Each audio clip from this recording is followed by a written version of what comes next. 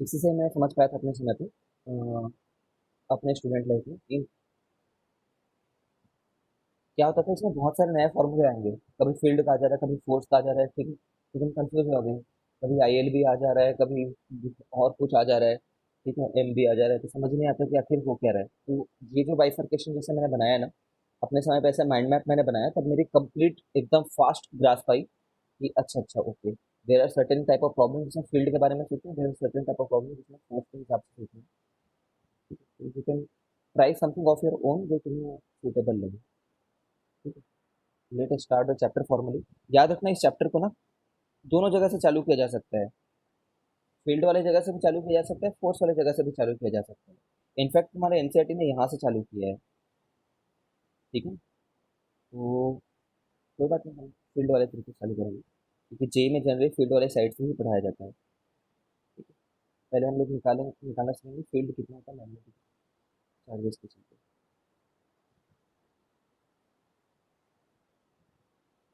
चलो स्टार्ट करते हैं। हाउ इट ऑल स्टार्टेड, ये मैं बहुत डिटेल में नहीं बताऊंगा, तुम खुद रीड करना। How it all started what, how magnetic effect of current started, है ना, मतलब study of magnetic field effect of current started. कोई बता सकता है कि ऐसा फिनोमेना है जिसके चलते ये सब पढ़ रहे हैं? रैंडमली एक्सपेरिमेंट कर रहा था कोई गाय ठीक है, एक ऑस्टर्ड था। वायर के पास। हम्म, है ना, ऑस्टर्ड करके एक बंदा था, हेनरी ऑस्टर्ड। उसने ऑब्जर्व किया कि अगर एक करंट कैरिंग वायर होता है कहीं पे, और उसके आसपास एक मैग्नेटिक नीडल है, ठीक है, चैप्टर में मैं ऐसा बनाया करूंगा, देखना। इसका मतलब ये वाला एंड नॉर्थ होगा। मैग्नेटिक नीडल क्या होता है? अरे, ये तो मैं लॉ दूं। ठीक है, मैग्नेटिक नीडल क्या होता है? कैसा? सिर्फ और सिर्फ ये खुद भी एक नीडल, एक मैग्नेट ही है, एज सिंपल एज दैट। है ना, खुद एक मैग्नेट है जिसके एक नॉर्थ एंड है और एक साउथ एंड है। कोई लोहा वोहा मत समझ लेना, इट इज अ मैग्नेट। ठीक है, नॉर्थ एंड साउथ के कॉम्बिनेशन में मैग्नेट है, बहुत फ्री टू मूव होता है वो। फ्री टू मूव मतलब समझ रहे हो ना, कि कुछ फोर्स लगेगा तो बहुत नाजुक से तुरंत मूव कर जाएगा। ठीक है, और जैसा कि तुम समझ पा रहे होगे कि जैसे मान लो ये हॉरिजॉन्टल लेवल मेरे हाथ पे देखो, ठीक है, इसमें जो ब्लैक कलर का पेन है ना, वो इजिली मूव कर पा रहा है, समझो। ठीक है, तो ये पेन, कैसे भी होगा, ये पेन अपने हॉरिजॉन्टल लेवल पे तो मूव कर सकता है, बट नीचे नहीं मूव कर पाएगा। क्यों नीचे नहीं मूव कर पाएगा? ऑफ कोर्स, क्योंकि नीचे में सरफेस है कंपास का। तो हॉरिजॉन्टल मूव कर सकते हैं, मतलब इस सर्कल में मूव कर सकता है ऐसे करके, बट वो नीचे की तरफ नहीं जा सकता क्योंकि नीचे सरफेस। ओके, तो जब ऐसा देखना तो ये डिफ्लेक्ट हो गया किसी एक पर्टिकुलर डायरेक्शन में। ठीक है, तो उसने देखो इधर की तरफ डिफ्लेक्ट हुआ करके, फिर उसने, ये बचपन का एक्सपेरिमेंट है यार, फिर उसने क्या किया मालूम है? फिर उसने ये किया कि आ, अभी मान लो कंपास जो था बिलो वायर था। ठीक है, तो ऐसा हुआ, फिर उसने क्या किया, कंपास को ऊपर ले आया वायर पे। समझ रहे हो ना, एक बार ये स्ट्रेट वायर है, उसके नीचे में कंपास रखा हुआ था, और एक बार स्ट्रेट वायर के ऊपर में कंपास को रख दिया एक बार। ठीक है, तो अलग अलग डायरेक्शन में रिफ्लेक्ट हुआ। एज वेल एज उसने जब बैटरी की पोलैरिटी चेंज करी, मतलब थोड़ी देर में ऐसे वाली बैटरी लगाई, ठीक है, तो नीचे में पहले जैसे लेफ्ट वर्ड डिफ्लेक्ट हुआ था, तो नीचे में राइट वर्ड डिफ्लेक्ट हो गया। तो ये सबसे पता चलता है कि कंक्लूजन क्या है, देखो क्यों डिफ्लेक्शन हुआ होगा। भाई डिफ्लेक्शन किसका हुआ है? डिफ्लेक्शन हुआ है मैग्नेटिक निडल का, और निडल तो एक मैग्नेट है, तो मैग्नेट को मैग्नेटिक फील्ड ही डिफ्लेक्ट कर सकती थी। ठीक है ना, मैग्नेट को कौन डिफ्लेक्ट कर सकता है? सिर्फ और सिर्फ मैग्नेटिक फील्ड। तो पक्का वायर के चलते मैग्नेटिक, वायर के चलते मैग्नेटिक फील्ड निकल रहा था। ठीक है, अब वायर के चलते ऐसे मैग्नेटिक फील्ड तो निकलेगा नहीं, क्योंकि बिना करंट कैरिंग वायर के आसपास का कोई डिफ्लेक्शन देखा नहीं गया है। ठीक है, हम लोग बोलते हैं कि current carrying wire has magnetic field around it. ये सब आएगा। ठीक है, अब वो किस डायरेक्शन में डिफ्लेक्ट होगा वगैरह वगैरह, ये हमारे छोटे लेवल पे आए तो नीट वगैरह का क्वेश्चन होगी। ठीक है, किस डायरेक्शन में डिफ्लेक्ट होगा, उस बात को जानने के लिए पहले क्रॉस प्रोडक्ट पे एक बार तुरंत आते हैं। ये तुम्हारा वर्क है, इसको लिखना। ठीक है, ये पूरा वर्क है तुम्हारा। एक, जब कंपास को ऊपर रखे थे, ऊपर, अबव वायर लिख देता हूँ, तब क्या होता है, आएंगे इन सब पे, फिर बिलो वायर। सेकेंड, बैटरी को जब रिवर्स कर दिया तो क्या होता है, you have to write the experiment. कितने बच्चे ने ये किया? जब बहुत ज़्यादा समय होता है ना तो फिर आता है ये पूरा, बट कम्प्लीटली 10th लेवल है ये। क्रॉस प्रोडक्ट क्या होता है, cross product, I think you might know this thing. Cross product क्या है, सिर्फ एक टूल है, a tool to develop a system, ठीक है, टू स्टडी फिजिक्स। मैं तो सीधे ये बोलता हूँ, फिजिक्स मत बोल देना, फिजिकल फिनोमिना बोल देना, है ना। लेकिन हम तो अभी फिजिक्स पढ़ रहे हैं तो फिजिक्स लिख दे रहे हैं। ठीक है, मैथ्स का क्या यूटिलिटी है कि हम कुछ एक ऐसा अरेंजमेंट बनाए, कुछ ऐसा सेट ऑफ लॉज बनाए जिससे फिजिक्स को समझाने में सरल हो। तो जानते हो कि फिजिक्स में कुछ चीज़ें ऐसे होती हैं जो राइट हैंडेड रूल फॉलो करती हैं। ठीक है, जैसे कि ये याद होगा तुम्हें कि अगर ये आर वेक्टर है और ये अगर वी वेक्टर है, ठीक है, तो ओमेगा वेक्टर किधर आ जाया करता था। और यार ये वाला चीज़ सिखाने के लिए तो मेरी जान निकल जाएगी यार ऑनलाइन में। ठीक है, क्योंकि तो सामने में लोग हाथ से नहीं सीख पाते हैं, तो तुम तो दूर हो अभी, प्लीज़ कोऑपरेट करना। आर से इसकी तरफ जाते हैं, देखो सिखा रहा हूँ, रुक जाओ, जिनको याद है उनको फिर क्वेश्चन ऐसे हो जाएगा। तो इसके चलते ना ओमेगा बाहर की तरफ आया करता था। ठीक है, फिर से आते हैं, क्रॉस प्रोडक्ट क्या होता है, cross product of two vectors A and B is a third vector C, है ना, सच दैट पहले तो ऐसे डिफाइन करते हैं कि सी अगर क्रॉस प्रोडक्ट है तो C equal to A cross B, है ना। लेकिन मैग्नीट्यूड ऑफ सी कैसे मिलेगा, magnitude of A magnitude of B into sine theta करके। ठीक है, और ये right handed screw rule follow करते हैं, राइट हैंडेड सिस्टम फॉलो करते हैं, लेफ्ट हैंडेड सिस्टम फॉलो करते हैं, कुछ भी बोल सकते हैं, दोनों ही फॉलो करते हैं। ऐसा नहीं कि right handed system left handed system एक ही बात है, ऐसा नहीं बोल रहा हूँ। ठीक है, बट देखो क्या मतलब मैं समझाता हूँ, जल्दी जल्दी सीखना। देखो, तुम ये बताओ, डाउट होगा तो पूछना यार कमेंट में, क्योंकि this is the crux of the chapter. मैं सब लोग को फिर से बोल दे रहा हूँ, बहुत ध्यान से सुनो। अगर यहाँ पे डाउट आ जाए तो ये चैप्टर पढ़ना छोड़ दो। उस आगे बढ़ करके बहुत जगह पे ऐसा लगेगा ये क्या हो रहा है क्या हो रहा है करके, तो यहीं पे रोक लेना। अगर तुम्हें क्रॉस प्रोडक्ट निकालने में दिक्कत हो जा रही है, this chapter is all about cross product. ठीक है ना। तो देखो, आई से राइट साइड की तरफ मैं गया हूं ना, एक बंदा अगर खड़ा है तो उसका ये राइट हैंड होगा ना, राइट हैंड, और ये वाला हैंड लेफ्ट हैंड होगा। ठीक है, तो आई के बाद मैंने ना राइट हैंड की तरफ जे को लिख रखा है, इसलिए ये जो मैंने बनाया है ये राइट हैंडेड सिस्टम कहलाता है।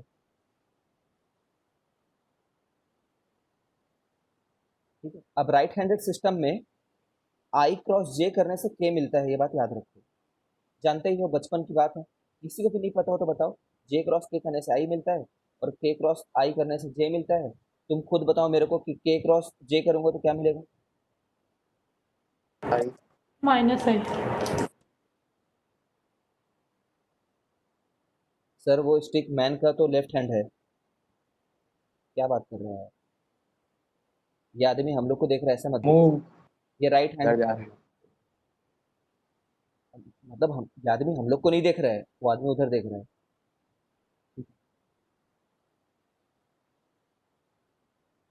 This person is not looking right. तो तुम ये सोच लो कि जैसे मैं यहाँ पे खड़ा हूँ तो ये मेरा राइट हैंड है ना, तो राइट हैंड की तरफ मैंने जो लिख रखा है वो जे है हमारे लिए। मैन से कंफ्यूज होगा तो मैन को भूलो। क्लॉकवाइज बोल लीजिए ना, ज्यादा इजी पड़ेगा। ठीक है चलो, क्लॉकवाइज वगैरह हम लोग क्यों नहीं बोलेंगे, बताता हूँ मैं थोड़ी देर में। के क्रॉस जे जो है मैंने सही रहेगा। सर क्योंकि ऊपर से भी मतलब क्लॉकवाइज हाँ, लगेगा और नीचे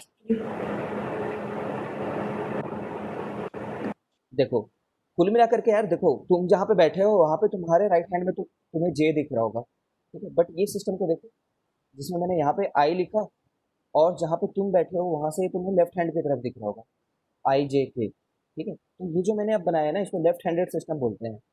डरना मत, कहीं पे ये वर्ड देख लो तो कोई बहुत, यही नहीं है, इसी के ऊपर ऐसा नहीं कि इसी के ऊपर इक्वालिटी चाहिए। अब यहाँ पे मैं क्या लिखूँ, आई क्रॉस जे को मैं के लिख दूँ क्या, माइनस के लिख दूँ क्या? नहीं ना, आई क्रॉस जे तो हमेशा के ही रहेगा, कभी बदल थोड़ी जाएगा, ठीक है। तो कहने का ये मतलब है कि यहाँ पे तुम यहाँ से यहाँ जाओ तब तुम्हें ये मिलता है, ठीक है, जब तुम यहाँ से यहाँ जाओ, मतलब एंटी क्लॉकवाइज जाओ तो अगली चीज मिलती है।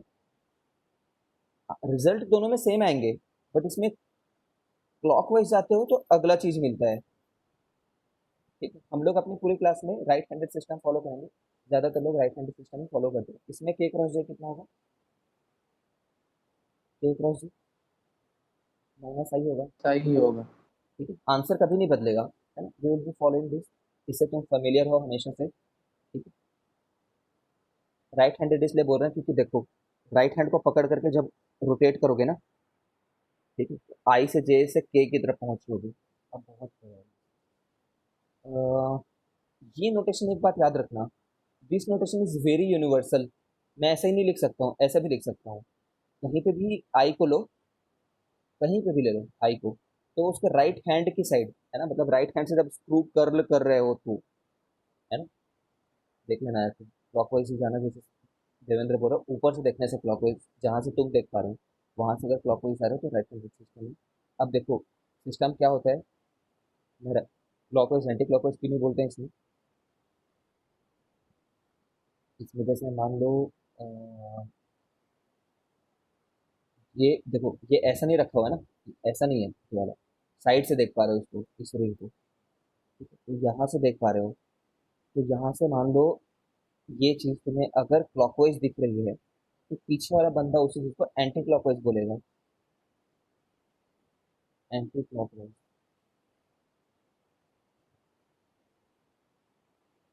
एंटी क्लॉकवाइज को ही काउंटर क्लॉकवाइज भी बोलते हैं, जानते हो ना, जैसे बातें पूरे 11th में है, एंटी क्लॉकवाइज काउंटर क्लॉकवाइज, ठीक है।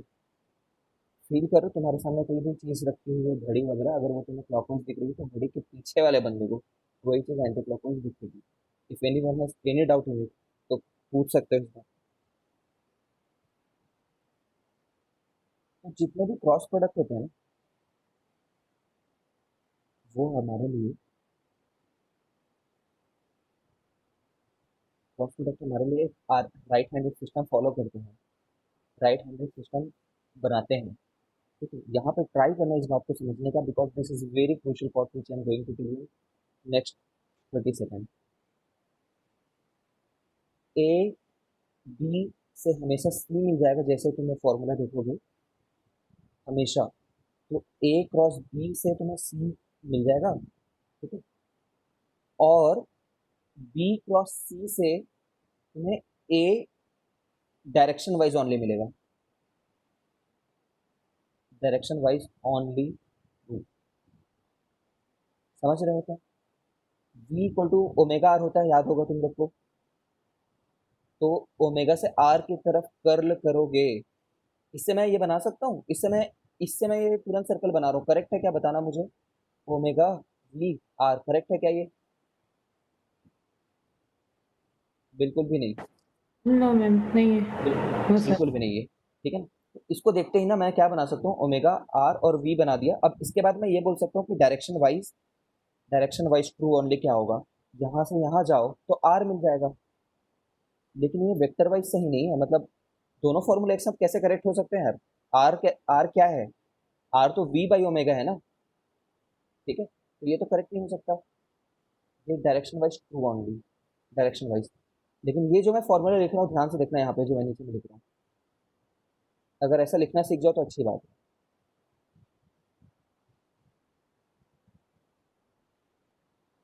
देखो आर क्या था, वी बाई ओमेगा, ठीक है। अब मैं अगर यहाँ पे ओमेगा स्क्वायर के मैग्नीट्यूड से डिवाइड कर दूँ, ठीक है। तो डायरेक्शन वाइज तो पहले भी ये सही था ना, 20 क्रॉस 20 से ये इसका डायरेक्शन मिलता, और अब ये मैग्नीट्यूड वाइज भी करेक्ट हो गया है। कैसे मैंने डिसाइड किया, ओमेगा स्क्वायर से डिवाइड करना है कि आर स्क्वायर से डिवाइड करना है कि वी स्क्वायर से डिवाइड करना है कि वी से करना है, मैग्नीट्यूड सही आना चाहिए। अब मैग्नीट्यूड के हिसाब से देखो तो ठीक है, this is correct both direction and magnitude wise.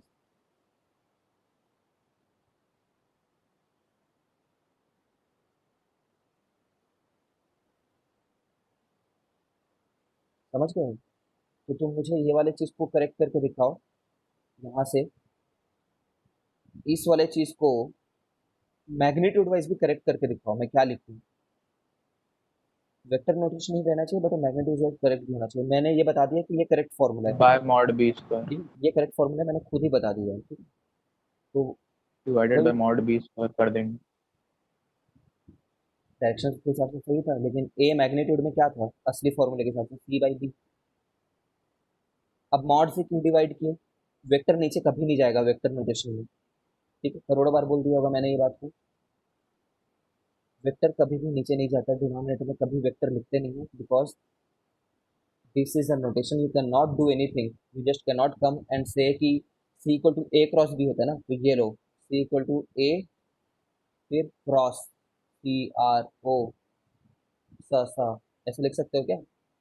Sir A cross B तो ऐसे लिखूंगा आज से, मैं नहीं लिख सकते हो।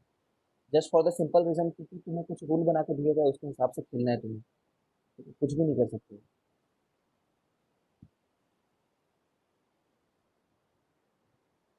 All these things have been discussed in extensive manner in class 11th, I hope so.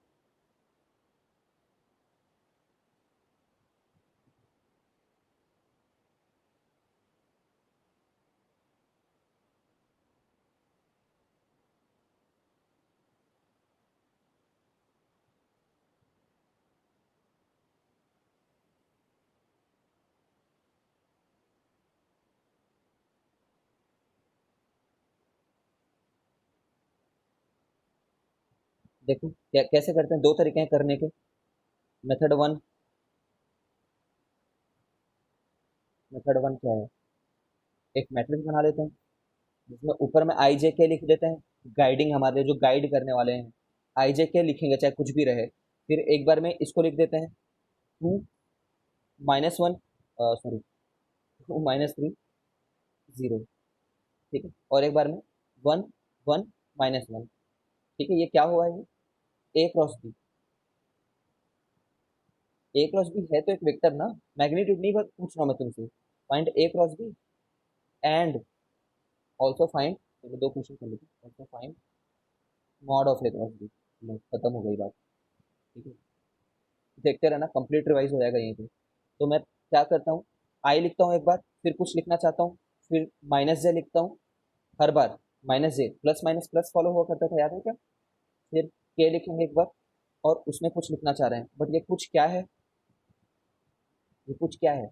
Left to right minus left to right. ओ, यहाँ पे नहीं है ना, आई आई कर रहे हो तो आई वाले को पूरा छोड़ दो, ये याद है ना तुम देखो, ये मल्टीप्लाई माइनस ये। तो जब आई के लिए लिख रहे हो तो -3 × -1 -1 × 0, माइनस जे ही लिखोगे हर बार, माइनस जे, समझ रहे हो? तो 2 × -1 -1 × 0। ठीक है, के लिए क्या लिखोगे? 2 × 1 - 1 × -3। ठीक है, अब ये क्या कितना आ गया है? ये 4i हो गया है। 4i, यहाँ पे कितना रख रखा है? -2 + 2 से, यहाँ पे कितना रख रखा है? 2 + 3 5 थे। कुछ कैलकुलेशन में गड़बड़ हो गई तो बताओ, वरना ये आंसर है। डबल चेक कर लेते हैं मेथड टू से। पर 4i कैसे होगा? 3 होगा, 3i होगा। 3 होगा। 3 × 1 आजकल 4 भी होता है कभी कभी, हो जाता है। ठीक है, देख लेना इसे। आई होप सही है। मेथड टू ये है कि ना, कभी कभी ये चीज़ करने का मन नहीं करता है लोगों को। ठीक है, तो वो ऐसे कर लेते हैं। ज़्यादातर आईआईटी जेई में खास करके स्टूडेंट इसी तरीके से कर लेते हैं जैसे मैं कर रहा हूँ। तुम्हें भले ही थोड़ा झंझट लगता है कुछ लोग को, बट कैलकुलेशन फास्ट हो जाए ना तो नई प्रॉब्लम आती है इतना। अगेन अपना मन है, कोई मेथड अच्छा बुरा नहीं, यहीं पे कर लो पूरा का पूरा। जानते होगे आई क्रॉस आई कितना होता है? जीरो। क्यों? What is i cross i? Mod i, mod i sine of angle between the two two vectors. तो आई कैप और आई कैप के बीच में 0 डिग्री एंगल है, तो जीरो हो जाया करता था। भले ही मॉड आई है, मॉड आई वन है, 1 × 1 × 0, जीरो हो जाता है। अब देखो, तो इसलिए आई का आई के साथ होगा तब जीरो हो जाएगा, ठीक है। आई का जे के साथ होगा तो कितना होगा? माइनस के, सॉरी के होगा। तो टू क्या आ चुका है? जीरो वेक्टर है ना सर ये? हाँ, अगर क्रॉस किए हो तो जीरो वेक्टर लगेगा, ठीक है। वेक्टर्स को क्रॉस किए तो वेक्टर नहीं, वेक्टर को क्रॉस करने से कोई नॉर्मल नंबर नहीं है। बट फर्क नहीं पड़ेगा हम लोग को यहाँ, इस चैप्टर में ऐसे नहीं करते, ठीक है। तो two i cross i zero हो गया था, टू आई क्रॉस जे, आई जे के होता है। अब आई क्रॉस के करेंगे तो कितना आएगा? सोचो, आई क्रॉस के कर रहे हो, उल्टे आ गए, ठीक है ना। अच्छा। तो जे आ जाएगा, लेकिन माइनस जे आएगा। आई क्रॉस के में माइनस जे, आई जे के। तो देखना क्या लिख रहा है, आई क्रॉस के करता अगर तो माइनस जे आता, लेकिन एक और माइनस है तो वो प्लस टू जे हो गया है। फिर इसको करता, इसको इसके साथ में, तो -3 जे क्रॉस आई, जे क्रॉस आई उल्टा जा रहा है तो माइनस के लिख दिया फिर से मैंने, फिर ये जे के साथ जाएगा तो जीरो हो जाएगा, और जब ये के साथ जाएगा तो माइनस माइनस पहले प्लस हो गए हैं। जे इंटू के, जे इंटू के तो आई होता है, तो 3 आई, ठीक है। तो ये कितना आ गया आंसर इसका? 3 आई प्लस 2 जे प्लस 5। उतना ही मेहनत तो करनी है।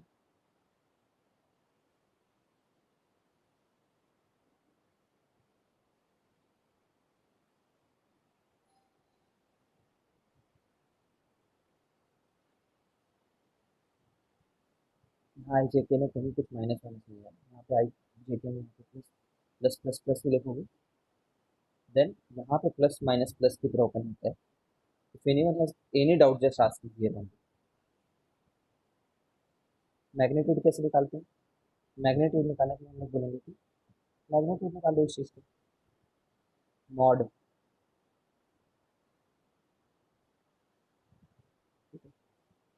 9 + 4 + 25 का रूट, इसका स्क्वायर प्लस इसका स्क्वायर प्लस इसका स्क्वायर, ठीक। इसको ऐसे भी कर सकते थे, mod A mod B sign theta करके। मॉड ए कैसे निकालते हैं? इससे मॉड ए निकाल देते हैं। मॉड बी कैसे निकालते हैं? यहाँ से मॉड बी निकाल देते हैं। और एंगल साइन थीटा कैसे निकालते हैं? साइन थीटा निकालने के लिए हम लोग को डॉट प्रोडक्ट लेना होता है, तो डॉट प्रोडक्ट लेते तो कॉस थीटा मिलता है, कॉस थीटा से साइन थीटा निकाल सकते थे, 1 माइनस कॉस स्क्वायर थीटा तक का अंडर रूट करके।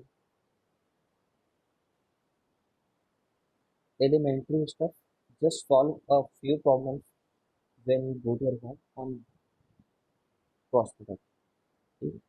ऑनलाइन कैलकुलेटर रखा होगा, वेरीफाई कर लेना, क्योंकि इसके बिना ये चैप्टर नहीं सीख सकते। More on cross product, more on cross,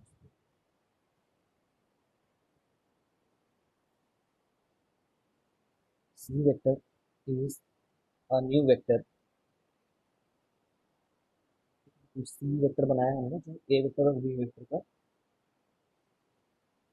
product है, is a new vector such that, C vector is perpendicular to A vector and also perpendicular to B vector. However, A bar and B bar may not be perpendicular to each other.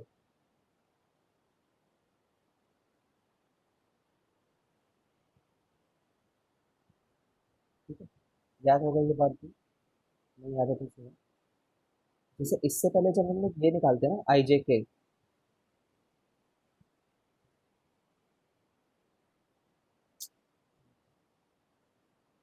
आई जे के निकालते हैं, तो यहाँ पे तो तीनों एक दूसरे के परपेंडिकुलर होते हैं। मतलब इसका मतलब ये नहीं कि क्रॉस में तीनों हमेशा आपस में परपेंडिकुलर रहेंगे।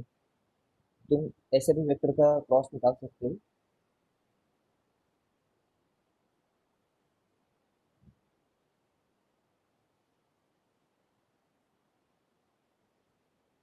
आई नहीं, ये नाम दे देते हैं। इसी प्लेन में देखो दूसरा वेक्टर है बी, इनके बीच में नहीं है 90 डिग्री, इनके बीच में तो हो सकता है बस 30 डिग्री हो, इन द सेम प्लेन, दोनों सेम प्लेन में ही है, और इनके परपेंडिकुलर होगा तो सी वेक्टर, जब ए क्रॉस बी इक्वल टू सी करोगे तो।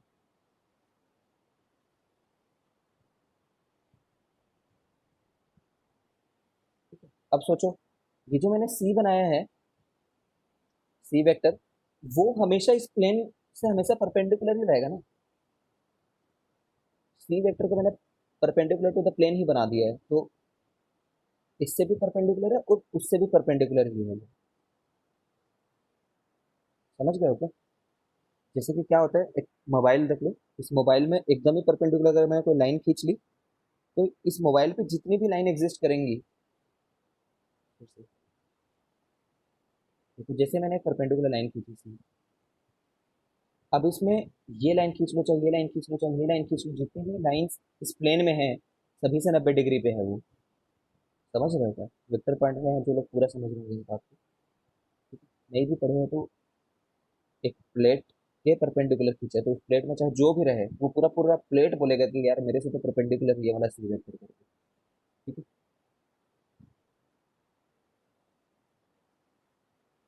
ए और बी आपस में परपेंडिकुलर होने जरूरी है, तो सी हमेशा दोनों से ही परपेंडिकुलर रहेगा।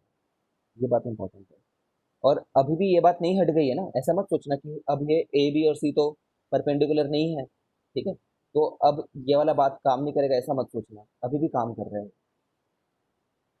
अभी भी ए से बी की साइड जाओ, फील कर पा रहे हो क्या? अब हाथ को रखो, ए से ए पे हाथ को रखो, फिर बी की तरफ जाओ तो सी पे तुम्हारा सामने मिलेगा। ठीक है,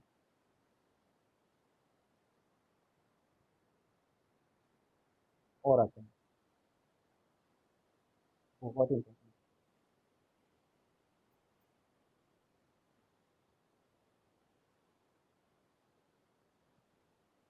मोर ऑन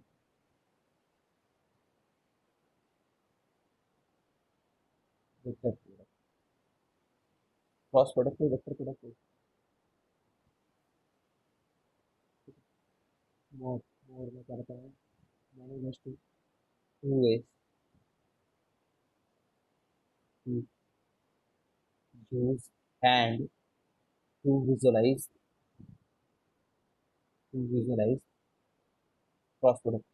ऐसा कोई स्टैंडर्ड बुक में ऐसे तुम्हें हेडिंग नहीं मिलेगा, ये तो तुम्हें सिखाने के लिए मैं बता रहा हूँ, जो दो तरीके तुम्हें दिखने चाहिए बहुत फास्ट।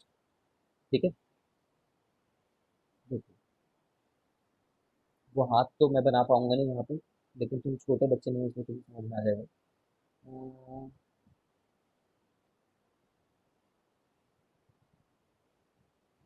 ए क्रॉस बी को जो सी होता है, इसको देखने के जो दो तरीके हैं वो ये हैं।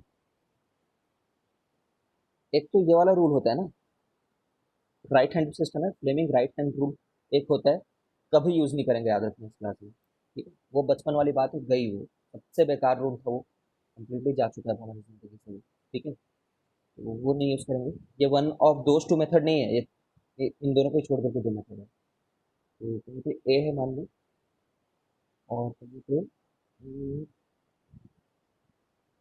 बी है मान लो, वैसे ही मान लेते हैं जैसे पिछले डायग्राम में था।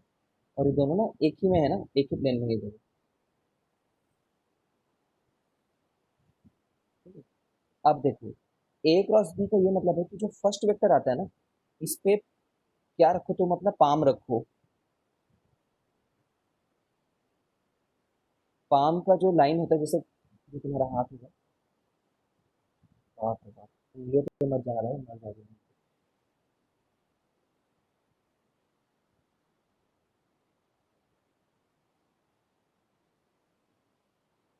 ये वाली जो लाइन है ना, ये हाथ की तुम्हारी लाइन, इसको तुम्हें ए पे रखना है।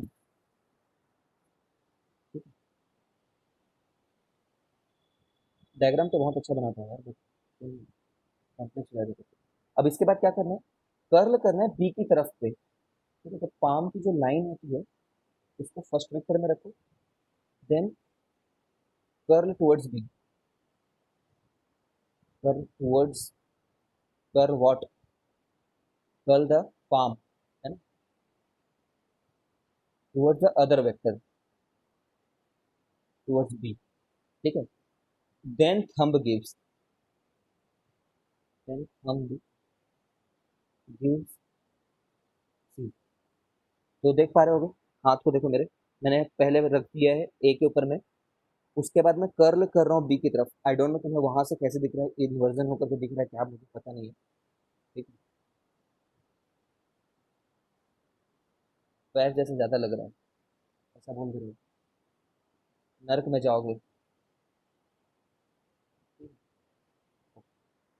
उधर कर्ल करो ना, थंब जिधर जा रहा होगा, थंब ऊपर की तरफ है, देखो इस केस में तो यहाँ पे वो चीज ऊपर ही रहेगी, ठीक है ना।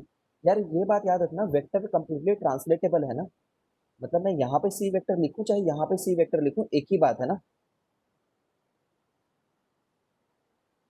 नहीं यार, आईआईटी तो जन्नत है, बाकी बता रहा हूँ। जो अंदर आईआईटी में पढ़ा है ना, सिर्फ वही बता सकता है आईआईटी कैसा है, ठीक है। बाकी सब लोग यही बोलेंगे क्या फर्क है, बोल देंगे, ठीक है। ऐसा नहीं है, it's really good place to develop your personality and life, actually.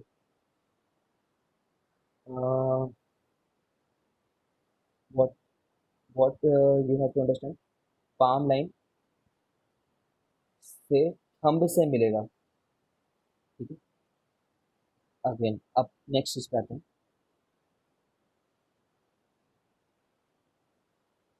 अच्छा ये देखो, तो ये ए वेक्टर है, ये बी वेक्टर है, सी किधर मिलेगा, तुम बताओ तो मुझे, ए क्रॉस बी का,